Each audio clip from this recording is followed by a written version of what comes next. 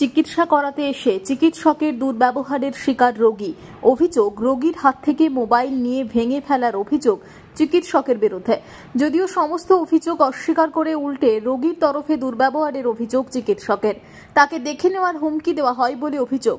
ঘটনাকে কেন্দ্র করে চিকিৎসকের বিরুদ্ধে ব্লক স্বাস্থ্য আধিকারিকের কাছে লিখিত অভিযোগ দায়ের।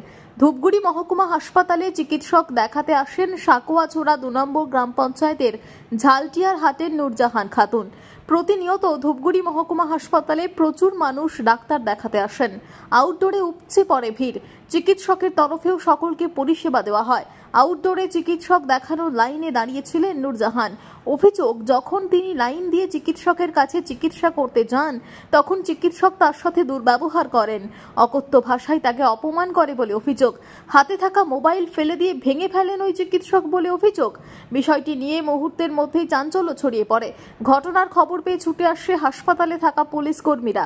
বিষয়টি নিয়ে ওই রোগী লিখিতভাবে চিকিৎসকের বিরুদ্ধে মহকুমা হাসপাতালের ব্লক স্বাস্থ্য আধিকারিক অঙ্কুর চক্রবর্তীর কাছে লিখিতভাবে অভিযোগ জানায়। যদিও এ বিষয়ে ব্লক স্বাস্থ্য আধিকারিক বলেন, একটি লিখিত অভিযোগ হাতে পেয়েছে। এ বিষয়ে যা বলার মুখ্য স্বাস্থ্য আধিকারিককেই বলবো।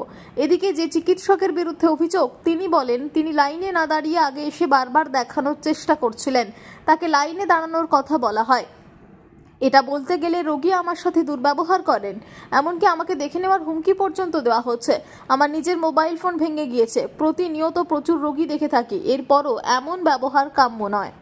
আপনারা দেখছেন সংবাদ শিরোনাম।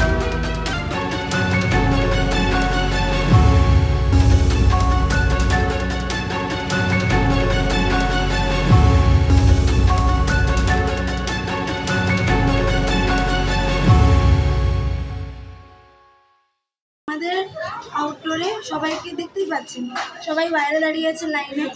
হ্যাঁ, সবাই এখান থেকেই দেখায়।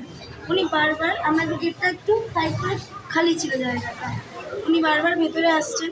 ওনাকে প্রথমে বলে বাইরে গিয়ে দাঁড়ান, উনি শুনলেন না। তারপরে দ্বিতীয়বার বলা হলো একটু বাইরে গিয়ে প্লিজ দাঁড়ান। দেখা হচ্ছিল না, তখন দেখাই হচ্ছিল, ওনারই কাগজ লেখা হচ্ছিল। তারপর উনি হঠাৎ করে চেঁচাতে আরম্ভ করে দেন, যে অনেক কিছুই বলেন উনি, যে ডাক্তার সরকারের খায়, তারপরে মেরে চামড়া গুটিয়ে দেবো, এরকম আরো অনেক কিছু উনি বলতে থাকেন। আপনার হুমকি দেন? হ্যাঁ, উনি আমাকে থ্রেট দেন। উনি থ্রেট দেন, তখন বলেন না কেন দেখবেন না। আমি বললাম দেখবো না, বলিনি একবার, বাইরে দাঁড়ান। সবাই তো বাইরে দাঁড়াচ্ছে, প্রত্যেকটা মানুষকে তো বলা যাবে না আলাদা করে। তখন উনি বলেন আগের লোকটাকে তো বললেন না, আগের লোকটাকে আমি ভেতরে ডেকেছি। একটা পারমিশন চাওয়ার একটা ব্যাপার হয়, কোনো পেশেন্টকে সামনে থেকে দেখতে হয়, কোনো পেশেন্টকে দূর থেকে দেখলেও কাজ হয়ে যায়। ওনার খাসি সর্দি ছিল, তারপর উনি মিথ্যে কথা বলতে লাগে যে আমি আধা ঘন্টা আগে থেকে এসেছি।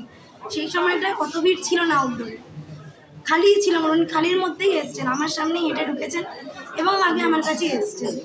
আমি তখন খালির মধ্যে ছিলাম, আমার পাশে দুজনের কাছে পেশেন্ট ছিল, আমাকে ডেকে নি নিজে।